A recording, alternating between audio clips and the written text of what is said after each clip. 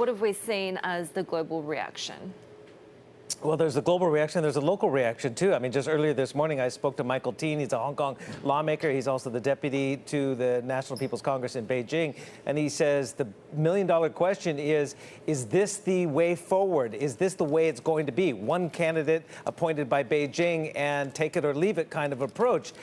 He says it could be 1 or 2 terms down the road before we get back to what the ultimate aim is, and that is universal suffrage in the Basic Law, as outlined in the Basic Law, but that would be only step by step. I think we're still a long ways from universal suffrage here in Hong Kong, and Michael Teen said that's because of that riots or the protests that we saw and the unrest in 2019. This is what G-7 foreign ministers in a statement had to say about the election of John Lee on Sunday. As you rightfully said, Heidi, he was unopposed and he got more than 99% of the votes in the select election committee of 1,500 members. They voicing their grave concern, and they calls it an assault on the fundamental freedoms of the former British colony. The current nomination process and resulting appointment are a stark departure from the aim of universal suffrage and further erode the ability of Hong Kongers to be legitimately represented. We are deeply concerned about this steady erosion of political and civil rights in Hong Kong. Not surprisingly,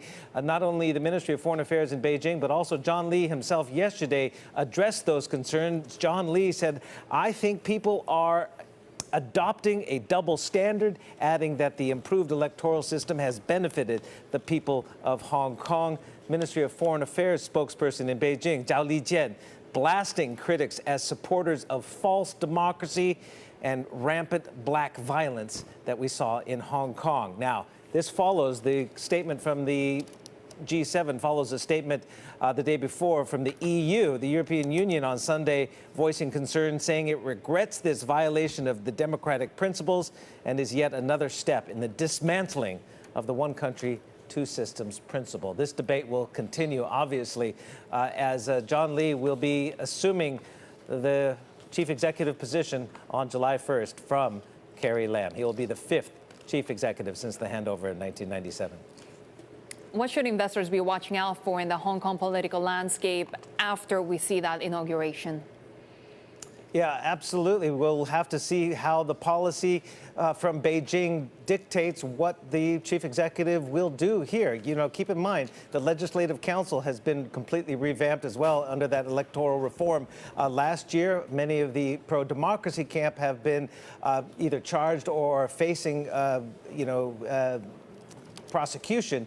And essentially, what's happened since that unrest in 2019 is Beijing asserting more of its authority on Hong Kong. And that trickles down to all kinds of different policies, including COVID-0 policies, which obviously, as we've seen in the last year, in the last few months in particular, during the 5th wave of the Omicron outbreak, more restrictive policies here in Hong Kong. So Hong Kong adopting similar strategies to containing the virus as mainland China.